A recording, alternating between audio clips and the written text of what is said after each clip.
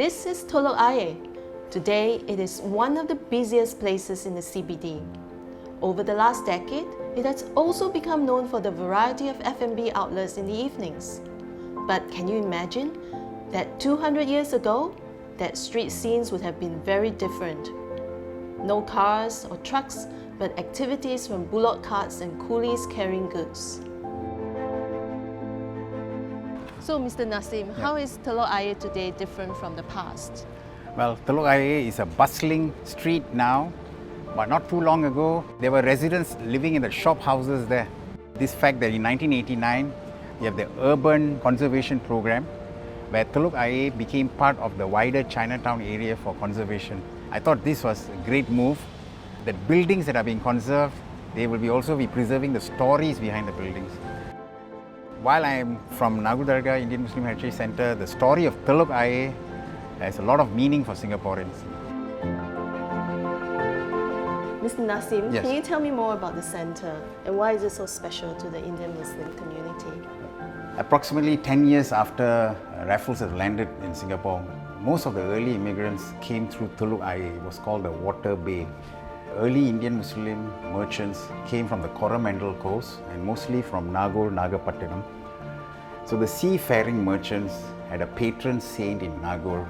His name was Shaul Hamid. So in Singapore and Penang, Nagore Dargah shrine was set up. But actually it is not a shrine in the true sense of the word because nobody is buried here. The actual shrine is in Nagore Dargah in Nagore. So in the early days, it was not this cement building, but if you look now, it's very interesting because it has a mix of both Western and Eastern architecture.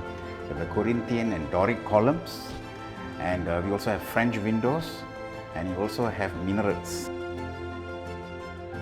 And if you look here, that's the temple. This is Nagore Dargah.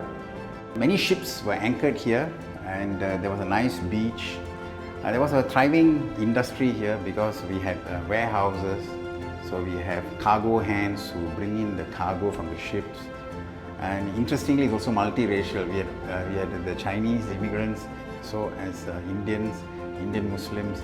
So they worked together. Those days, they had processions at Telok Ayer. They had the temple processions, and even Nagore Dargah. Our forefathers also had processions along this road. Our forefathers had a fighting spirit. While they had an arduous journey over ships, they also had a hard time living in the warehouses along Telok Ayer Street. They had the support of the community as well. When our forefathers first came in, there was very little space in the ships, so they could not carry so many trunks. This is a typical trunk they brought along. Yeah, I noticed that you have many of these trunks around here in the gallery. Do they only bring one trunk? Many of our forefathers came from same villages in their hometown. So when they come in groups, they do also spread the load.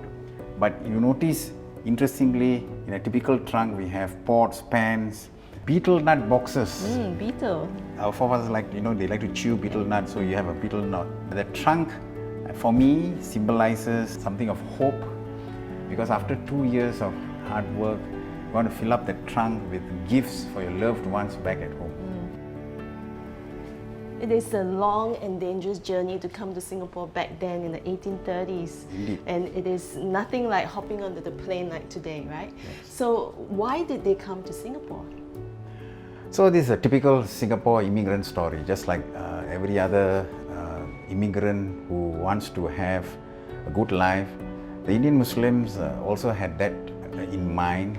They not only came for themselves, but for their descendants. So after Suez Canal was opened, I think there were more opportunities, and our Indian Muslim pioneers, they had niche areas in business, including textile. They built their business in the early part of the 20th century. And that's possible because they were thriving. They even set up endowments, we call it wakaf.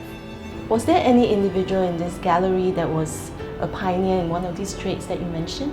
Yes, Hazel. I have here with me a household name in Singapore. You ask any of our pioneers, if they wanted to get over-the-counter medicine, they will say Naina Mohammed.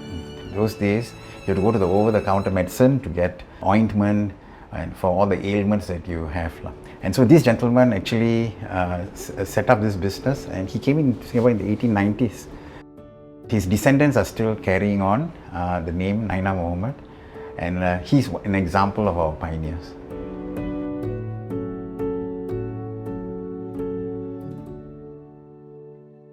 Yeah, as I was preparing and researching on the project that I was doing for the artwork, I remember interviewing a lot of the members who are from here, all thanks to you for the connection.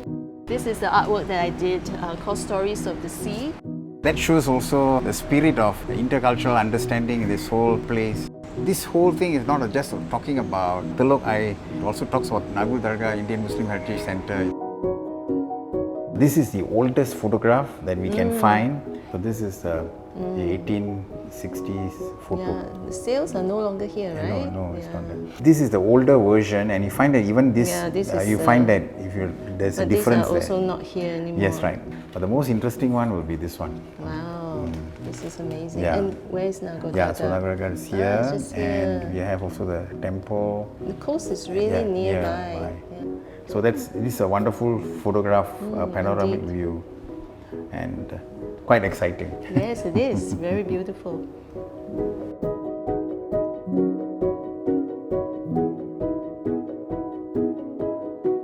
So these artifacts that you just showed me, and the building itself, and the history and the richness of what has been contained within here, it is such an amazing place. So do you think it is really important for buildings to be preserved like this? Yes, absolutely.